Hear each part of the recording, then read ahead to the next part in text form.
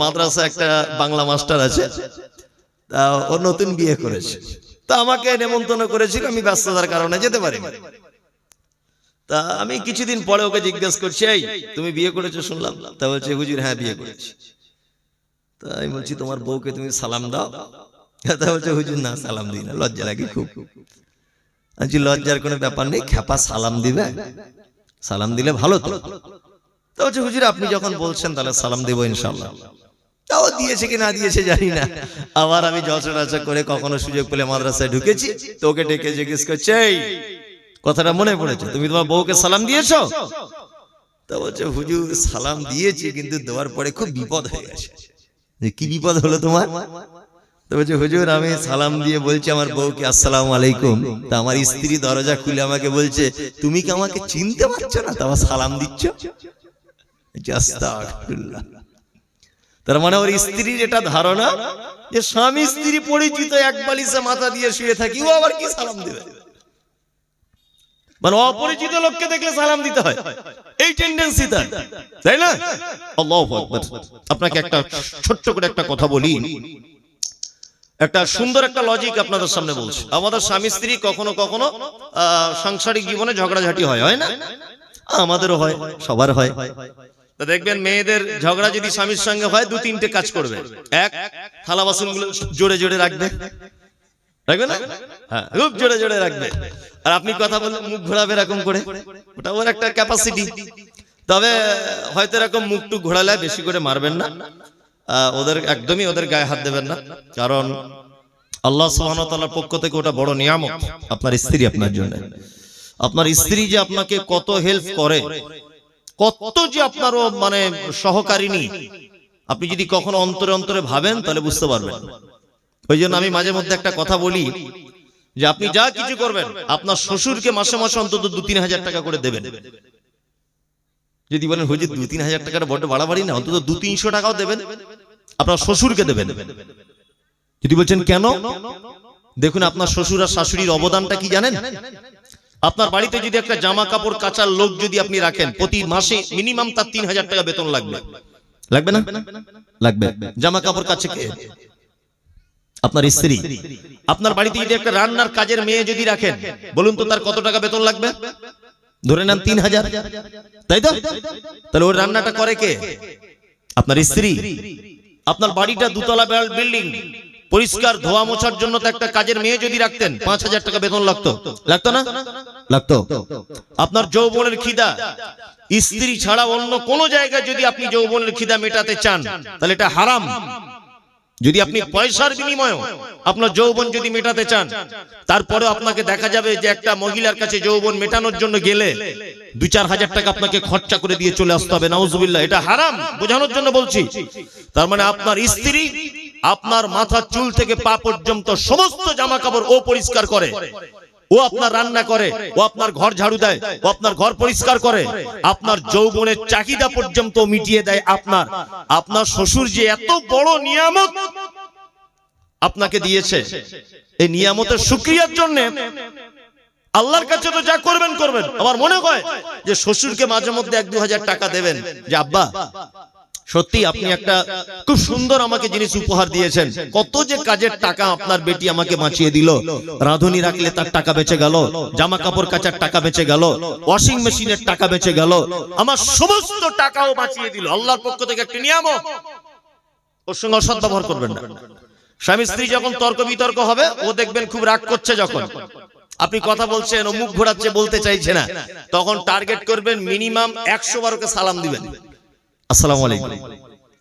দেখবেন ও তো সালাম দিলে গাল দিতে পারছে না, বাচ্চা ও ডাইরেক্ট ওয়ালাইকুম আসসালাম না বললেও কিন্তু মনে মনে বলবে ওয়ালাইকুম আসসালাম। বলবে কি বলবে না? হ্যাঁ বলবে। আচ্ছা, আসসালামু আলাইকুম মানে কি? আল্লাহ তোমার উপরে শান্তি বর্ষণ করুক। ওয়ালাইকুম আসসালাম মানে তোমার উপরেও করুক। এখন চলছে কি সংসারে? অশান্তি, অশান্তি চলছে। বাড়ি থেকে বার হবেন, আসসালামু আলাইকুম। দোকান থেকে ফিরলেন, আসসালামু আলাইকুম। এইরকম ভাবে সারা দিনে যদি আপনি টার্গেট করেন, আজকে ঝগড়া হয়েছে বিবির সাথে, আমাকে 20 বার সালাম দিতে হবে। আপনার 20 বার সালাম দেওয়াটাকে একবার যদি আল্লাহ সুবহানাহু ওয়া তাআলা কবুল যদি করে নেয়, তাহলে ওই সংসারে আর অশান্তি থাকবে বলে মনে হয়? থাকবে? থাকবে না। ওই জন্য সংসারে অশান্তি হলেই একটাই ওষুধ, শুধু সালাম দিতে হবে বিবিকে। কি বললাম বুঝলেন? দুই, ওয়াইয়াদাতুল মারিজ, পাড়া প্রতিবেশী যদি কেউ অসুস্থ হয়ে যায়, কেউ যদি অসুখে পড়ে যায়, আপনারা দেখতে যাবেন ইনশাআল্লাহ। ইনশাআল্লাহ যাব, ইনশাআল্লাহ। অসুস্থ মানুষকে দেখতে গেলে কি উপকার, আল্লাহু আকবার। প্রথমে আপনাকে বলি, অসুস্থ আপনার পাড়ায় কোন একজন লোক, আপনি দেখতে গেলেন, যাওয়ার পরে ফজরের পরে গেলেন, ফজরের পরে যাওয়ার পরে তার মাথায় হাত দিলেন, দিয়ে দোয়া করলেন, লা বাসা তাহুরুন ইনশাআল্লাহ, তুমি কোনো টেনশন করো না, আল্লাহ চাইলে আল্লাহ তোমাকে সুস্থ করে দিবে। এতটুকু কথা বলবেন, মাথায় হাত দিয়ে অসুস্থ মানুষের হাত দেওয়ার পরে আপনি বাড়ি চলে এলেন। তার সঙ্গে 2-10 মিনিট কথা বলার পর, আল্লাহু আকবার, আল্লাহু আকবার, সন্ধ্যা বেলা পর্যন্ত, সূর্য ডোবার আগ পর্যন্ত ফেরেশতারা আপনার জন্য এই বলে দোয়া করে, হে আল্লাহ, অসুস্থকে তো ভালো করবে করবে, যে দেখতে এসেছিল ওকে আগে কল্যাণ দান করো। তাহলে বলুন তো, দেখতে যাওয়ার ফলে রোগীর লাভ হলো না আপনার লাভ হলো? আপনার। এখানে আর একটা মজার কথা বলি, আচ্ছা রোগী কার দোয়া পেল? আপনার। আপনি হয়তো বেনামাজি, আপনি হয়তো হারামখোর হতে পারে, আপনি হয়তো সুদখোর হতে পারে, তার মানে আপনার দোয়া রোগীর জন্য কবুল হতে পারে, নাও পারে। রোগী আপনার দোয়া পেল, আর আপনি কার দোয়া পেলেন? ফেরেশতাদের। তাহলে দোয়া করে রোগীর লাভ হলো না আপনার লাভ হলো? আপনার লাভ। আপনি ফেরেশতাদের দোয়া পেলেন। আল্লাহু আকবার। অসুস্থ মানুষকে দেখতে যাবেন, পাড়া প্রতিবেশীকে। ওয়া ইত্তিবাউজ জানাইজ, কেউ মারা গেলে তার জানাজার সালাত আদায় করবেন। কি বললাম বুঝলেন? তো আমাদের সমাজে আবার অনেক প্রকারের মানুষ আছে, আল্লাহু আকবার। আমি অবাক হই, জানাজার নামাজ পড়তে গেছে বড়িগাছি অমুক জায়গাতে, বা জানাজার নামাজ পড়তে গেছে গাজলে, ও জানাজা হবে জোহরের পর, ও জোহরের ফরজ নামাজ পড়েনি, আর জানাজার মাঠে গিয়ে দাঁড়িয়ে আছে কখন মৃত লাশটা আসবে তার জানাজা পড়বে বলে, অথচ ফরজ নামাজ পড়ে। এরকম লোক দেখতে পাওয়া যায়। আর জানাজা হয়ে গেল, শুধু সন্ধান চালাচ্ছে খাওয়া দাওয়ার ব্যবস্থাটা কোন জায়গায়, সেইখানে গিয়ে বসলো, জুত করে খেলো, বাড়ি চলে এলো। আচ্ছা জানাজা কি ফরজ? ফরজ? ফরজ নয়। জোহরের নামাজটা ফরজ। এদের অবস্থা কি জানেন? আচ্ছা পুরুষের মাথাতে পাগড়ি বাঁধা, এটা কি? কিছুই নয়, ধরে নেন সুন্নত। ধরুন আপনি সুন্নত পাগড়ি বাঁধা, আর কোমর থেকে নিয়ে পায়ের গোড়ালি পর্যন্ত এই জায়গাটুকু ঢেকে রাখা কি ফরজ? ফরজ। তা কেউ যদি মাথায় 22 হাত পাগড়ি বেঁধে এই জায়গাটা খুলে রাখে, তা কেমন হবে? পাছাটা আগলা করে রেখে মাথায় পাগড়ি পরে ঘুরছে, এটা কেমন দেখাবে? ভালো দেখাবে? ভালো দেখাবে না। তা এদের অবস্থা ঠিক কেমন? এদের অবস্থা ঠিক কেমন? মৃত মানুষের জানাজায় গেছে, জোহরের নামাজ পড়ে না, জানাজার নামাজ পড়ছে। আজব ব্যাপার না?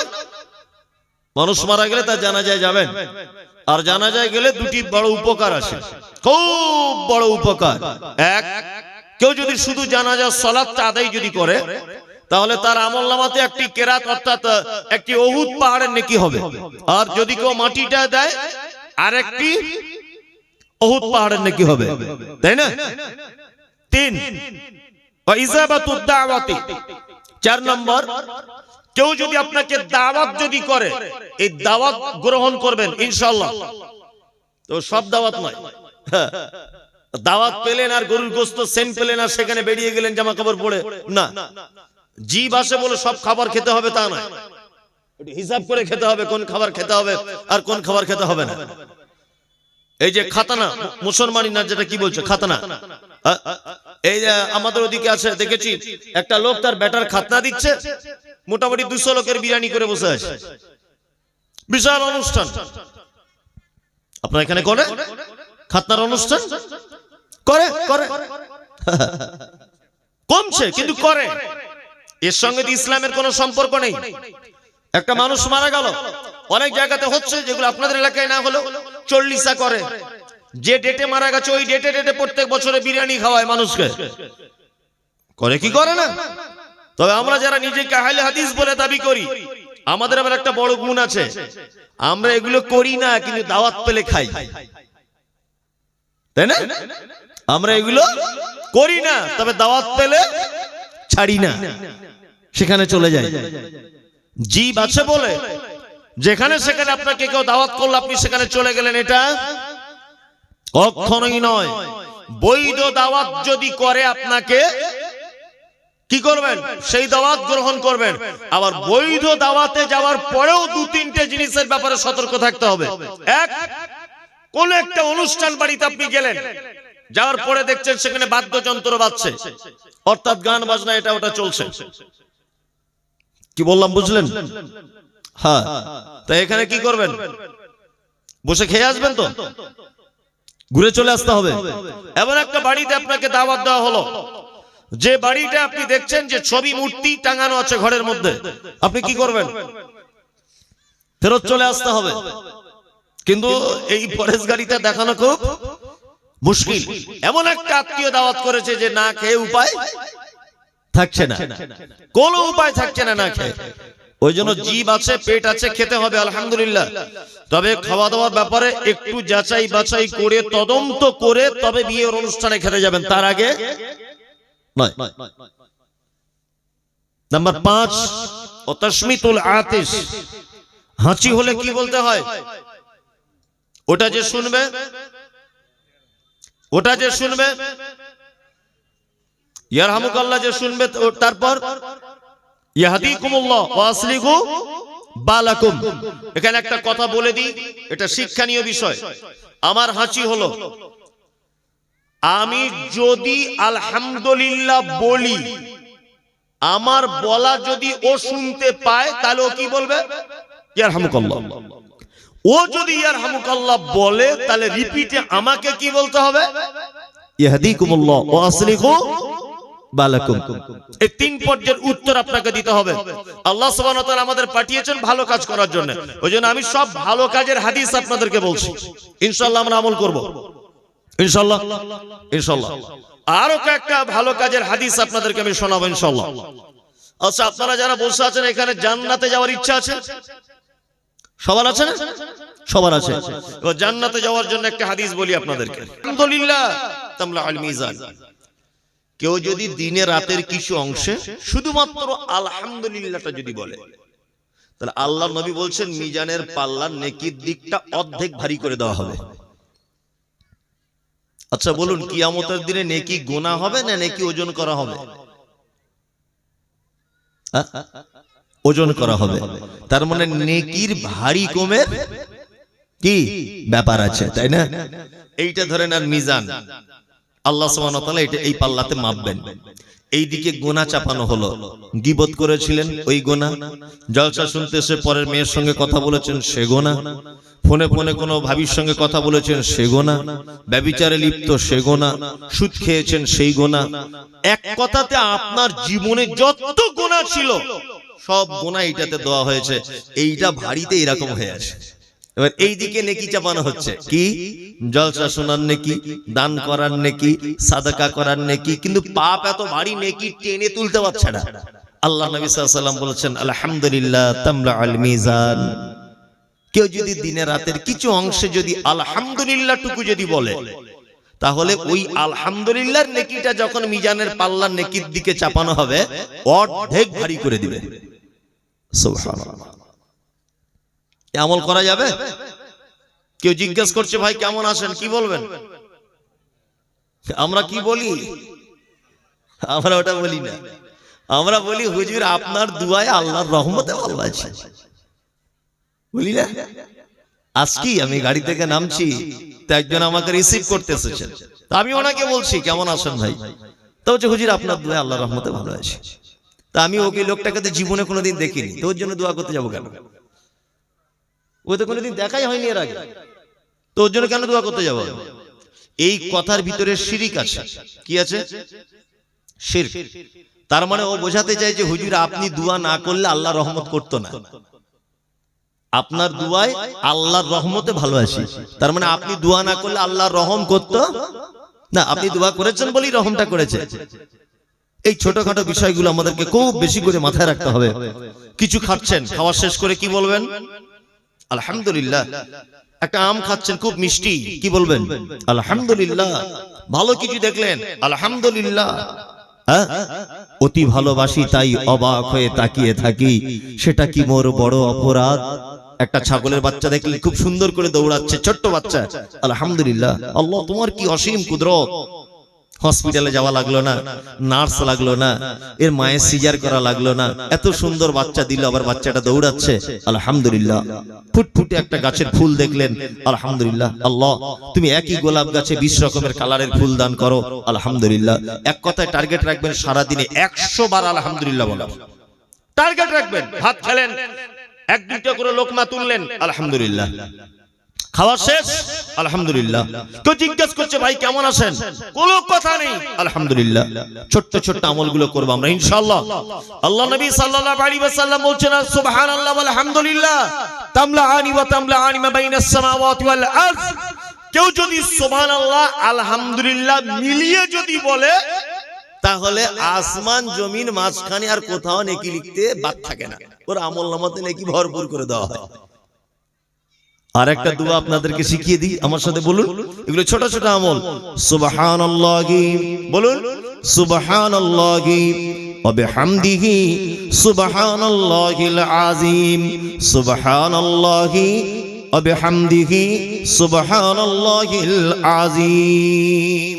আল্লাহর নবী বলছেন যদি কেউ এইটা যদি বলে, দরিয়ার ফেনা সমপরিমাণ পাপ যদি তার থাকে, পাপ ক্ষমা করে দেওয়া হবে। তবে ছোট পাপগুলো, বড় পাপ কি করতে হবে? তওবা করতে হবে। ছোটখাটো পাপ যেগুলো সামান্য ভুল ত্রুটি হয়ে গেছে, ওই পাপগুলোকে আল্লাহ কি করবেন? ক্ষমা করে দিবেন। আল্লাহু আকবার। শুধু ভালো কাজ করবে কে তোমাদের ভিতরে? কে ভালো কাজ করবে? এই প্রতিযোগিতা, এই পরীক্ষা করার জন্য আল্লাহ সুবহানাহু ওয়া তাআলা আমাদেরকে পাঠিয়েছেন। আমরা তো আজকে ভালো কাজের প্রতিযোগিতা করি না, করি? খারাপ কাজের প্রতিযোগিতা করি। একজন লোক 5 ওয়াক্ত নামাজ পড়ে, আপনি কই তাকে দেখে হিংসা করে তাহাজ্জুদ পড়া ধরছেন না? ওই ব্যাপারে আমাদের কোনো আলোচনা নেই। একজন লোক মালে যাকাত দেয়, আপনি তার দেখে যাকাত দেওয়া শিখছেন না? একজন লোক নিজেকে হারাম থেকে পরহেজ করে চলছে, আপনি কি ওই ব্যাপারটা চিন্তা করছেন না যে আমাকে প্রতিযোগিতা করতে হবে? আমরা প্রতিযোগিতা করি, দুনিয়ার প্রতিযোগিতা করি। কেউ 2 তলা বিল্ডিং করেছে, আমাকে 3 তলা করতে হবে। কেউ 20 লাখ টাকার গাড়ি কিনেছে, আমাকে 40 লাখ টাকার কিনতে হবে। কেউ রোডের সাইডে জায়গা কিনেছে, আমি একদম মেন রোডে কিনবো। এই সমস্ত জিনিসের প্রতিযোগিতা হয়। কিন্তু আল্লাহ সুবহানাহু ওয়া তাআলা বলছেন এই ব্যাপারে তোমাদের পরীক্ষা করা হবে না, তোমাদের ভিতরে কে কে ভালো কাজ করেছো এইটা আগে বলো। তাহলে মানে ভালো কাজ করার জন্য পৃথিবীতে কি পাঠানো হয়েছে। আর কিছু ভালো কাজের হাদিস আপনাদেরকে আমি শোনাই, দেখুন কেমন লাগে। আল্লাহ নবী সাল্লাল্লাহু আলাইহি ওয়াসাল্লাম তিনি বলছেন, কি বলছেন?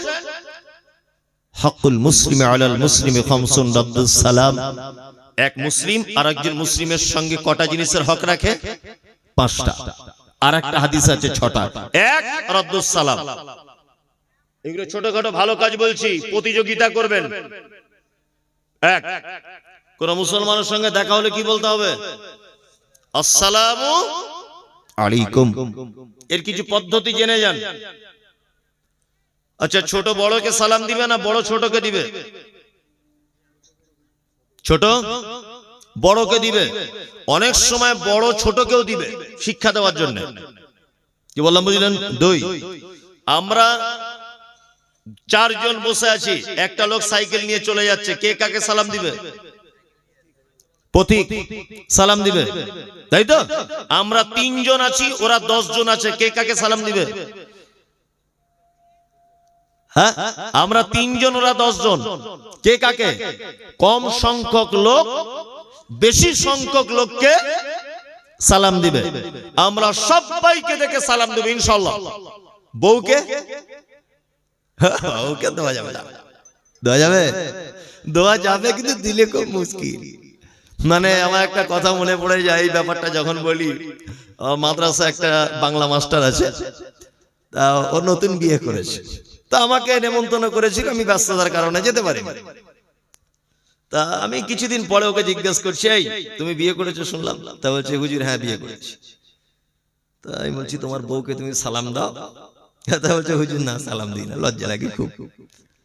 আচ্ছা, লজ্জার কোনো ব্যাপার নেই, খ্যাপা সালাম দিবে, সালাম দিলে ভালো তো। তা বলছে, হুজুর আপনি যখন বলছেন তাহলে সালাম দেবো ইনশাআল্লাহ।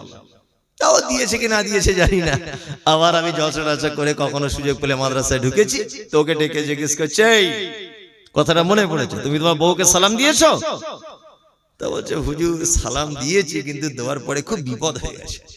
যে কি বিপদ হলো তোমার? তো বলছে, হুজুর আমি সালাম দিয়ে বলছি আমার বউকে আসসালামু আলাইকুম, তা আমার স্ত্রী দরজা খুলে আমাকে বলছে, তুমি কি আমাকে চিনতে পারছো না, তা আমার সালাম দিচ্ছ? আস্তাগফিরুল্লাহ। তার মানে ওর স্ত্রীর এটা ধারণা যে স্বামী স্ত্রী পরিচিত, এক বালিশে মাথা দিয়ে শুয়ে থাকি, ও আবার কি সালাম দেবে? মানে অপরিচিত লোককে দেখলে সালাম দিতে হয়, এই টেন্ডেন্সি তাই না? আল্লাহু আকবার। আপনাকে একটা ছোট্ট করে একটা কথা বলি, একটা সুন্দর একটা লজিক আপনাদের সামনে বলছি। আমাদের স্বামী স্ত্রী কখনো কখনো সাংসারিক জীবনে ঝগড়াঝাটি হয় না? আমাদেরও হয়, সবার হয়।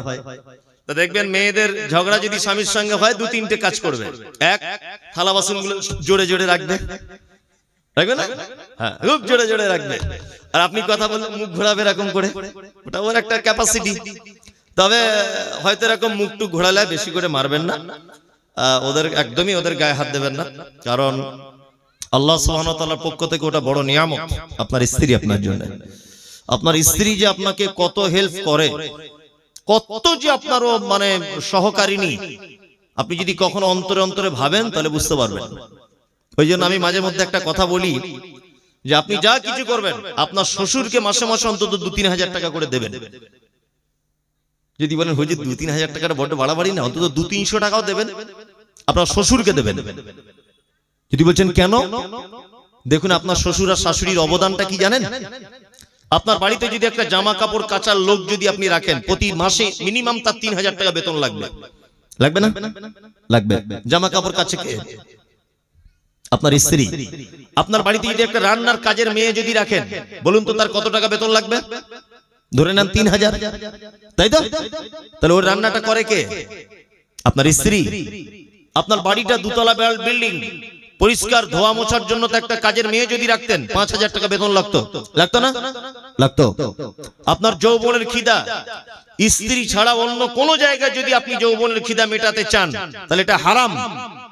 যদি আপনি পয়সার বিনিময়ে আপনার যৌবন যদি মেটাতে চান, তারপরে আপনাকে দেখা যাবে যে একটা মহিলার কাছে যৌবন মেটানোর জন্য গেলে 2-4 হাজার টাকা আপনাকে খরচা করে দিয়ে চলে আসতে হবে। নাউজুবিল্লাহ, এটা হারাম, বোঝানোর জন্য বলছি। তার মানে আপনার স্ত্রী আপনার মাথার চুল থেকে পা পর্যন্ত সমস্ত জামা কাপড় ও পরিষ্কার করে, ও আপনার রান্না করে, ও আপনার ঘর ঝাড়ু দেয়, ও আপনার ঘর পরিষ্কার করে, আপনার যৌবনের চাহিদা পর্যন্ত মিটিয়ে দেয়। আপনার শ্বশুর যে এত বড় নিয়ামত আপনাকে দিয়েছে, এই নিয়ামতের শুকরিয়ার জন্য আল্লাহর কাছে তো যা করবেন করবেন। আমার মনে হয় যে শ্বশুরকে মাঝে মধ্যে 1-2 হাজার টাকা দেবেন, যে আব্বা সত্যি আপনি একটা খুব সুন্দর আমাকে জিনিস উপহার দিয়েছেন, কত যে কাজের টাকা আপনার বেটি আমাকে বাঁচিয়ে দিল, রাঁধুনি রাখলে তার টাকা বেঁচে গেল, জামা কাপড় কাচার টাকা বেঁচে গেল, ওয়াশিং মেশিনের টাকা বেঁচে গেল, আমার সমস্ত টাকাও বাঁচিয়ে দিল। আল্লাহর পক্ষ থেকে একটা নিয়ামত, ওর সঙ্গে অসৎ ব্যবহার করবেন না। স্বামী স্ত্রী যখন তর্ক বিতর্ক হবে, ও দেখবেন খুব রাগ করছে, যখন আপনি কথা বলছেন ও মুখ ঘোরাচ্ছে, বলতে চাইছে না, তখন টার্গেট করবেন মিনিমাম 100 বার ওকে সালাম দিবেন, আসসালামু আলাইকুম। দেখবেন ও তো সালাম দিলে গাল দিতে পারছে না, বাচ্চা ও ডাইরেক্ট ওয়ালাইকুম আসসালাম না বললেও কিন্তু মনে মনে বলবে ওয়ালাইকুম আসসালাম। বলবে কি বলবে না? হ্যাঁ বলবে। আচ্ছা, আসসালামু আলাইকুম মানে কি? আল্লাহ তোমার উপরে শান্তি বর্ষণ করুক। ওয়ালাইকুম আসসালাম মানে তোমার উপরেও করুক। এখন চলছে কি সংসারে? অশান্তি, অশান্তি চলছে। বাড়ি থেকে বার হবেন, আসসালামু আলাইকুম। দোকান থেকে ফিরলেন, আসসালামু আলাইকুম। এইরকম ভাবে সারা দিনে যদি আপনি টার্গেট করেন, আজকে ঝগড়া হয়েছে বিবির সাথে, আমাকে 20 বার সালাম দিতে হবে। আপনার 20 বার সালাম দেওয়াটাকে একবার যদি আল্লাহ সুবহানাহু ওয়া তাআলা কবুল যদি করে নেয়, তাহলে ওই সংসারে আর অশান্তি থাকবে বলে মনে হয়? থাকবে? থাকবে না। ওই জন্য সংসারে অশান্তি হলেই একটাই ওষুধ, শুধু সালাম দিতে হবে বিবিকে। কি বললাম বুঝলেন? দুই, ওয়াইয়াদাতুল মারিজ, পাড়া প্রতিবেশী যদি কেউ অসুস্থ হয়ে যায়, কেউ যদি অসুখে পড়ে যায়, আপনারা দেখতে যাবেন ইনশাআল্লাহ। ইনশাআল্লাহ যাব, ইনশাআল্লাহ। অসুস্থ মানুষকে দেখতে গেলে কি উপকার, আল্লাহু আকবার। প্রথমে আপনাকে বলি, অসুস্থ আপনার পাড়ায় কোন একজন লোক, আপনি দেখতে গেলেন, যাওয়ার পরে ফজরের পরে গেলেন, ফজরের পরে যাওয়ার পরে তার মাথায় হাত দিলেন, দিয়ে দোয়া করলেন, লা বাসা তাহুরুন ইনশাআল্লাহ, তুমি কোনো টেনশন করো না, আল্লাহ চাইলে আল্লাহ তোমাকে সুস্থ করে দিবে। এতটুকু কথা বলবেন মাথায় হাত দিয়ে অসুস্থ মানুষের। হাত দেওয়ার পরে আপনি বাড়ি চলে এলেন, তার সঙ্গে 2-10 মিনিট কথা বলার পর, আল্লাহু আকবার, আল্লাহু আকবার, সন্ধ্যাবেলা পর্যন্ত, সূর্য ডোবার আগ পর্যন্ত ফেরেশতারা আপনার জন্য এই বলে দোয়া করে, হে আল্লাহ, অসুস্থকে তো ভালো করবে করবে, যে দেখতে এসেছিল ওকে আগে কল্যাণ দান করো। তাহলে বলুন তো, দেখতে যাবার ফলে রোগীর লাভ হলো না আপনার লাভ হলো? আপনার। এখানে আর একটা মজার কথা বলি, আচ্ছা রোগী কার দোয়া পেল? আপনার। আপনি হয়তো বেনামাজি, আপনি হয়তো হারামখোর হতে পারে, আপনি হয়তো সুদখোর হতে পারে, তার মানে আপনার দোয়া রোগীর জন্য কবুল হতে পারে, নাও পারে। রোগী আপনার দোয়া পেল, আর আপনি কার দোয়া পেলেন? ফেরেশতাদের। তাহলে দোয়া করে রোগীর লাভ হলো না আপনার লাভ হলো? আপনার লাভ। আপনি ফেরেশতাদের দোয়া পেলেন। আল্লাহু আকবার। অসুস্থ মানুষকে দেখতে যাবেন, পাড়া প্রতিবেশীকে। ওয়া ইত্তিবাউজ জানাইজ, কেউ মারা গেলে তার জানাজার সালাত আদায় করবেন। কি বললাম বুঝলেন তো? আমাদের সমাজে আবার অনেক প্রকারের মানুষ আছে, আল্লাহু আকবার। আমি অবাক হই, জানাজার নামাজ পড়তে গেছে বড়িগাছি অমুক জায়গাতে, বা জানাজার নামাজ পড়তে গেছে গাজলে, ও জানাজা হবে জোহরের পর, ও জোহরের ফরজ নামাজ পড়েনি, আর জানাজার মাঠে গিয়ে দাঁড়িয়ে আছে কখন মৃত লাশটা আসবে তার জানাজা পড়বে বলে, অথচ ফরজ নামাজ পড়েনি। এরকম লোক দেখতে পাওয়া যায়। আর জানাজা হয়ে গেল, শুধু সন্ধান চালাচ্ছে খাওয়া দাওয়ার ব্যবস্থাটা কোন জায়গায়, সেইখানে গিয়ে বসলো, জুত করে খেলো, বাড়ি চলে এলো। আচ্ছা জানাজা কি ফরজ? ফরজ? ফরজ নয়। জোহরের নামাজটা ফরজ। এদের অবস্থা কি জানেন? আচ্ছা পুরুষের মাথাতে পাগড়ি বাঁধা, এটা কি?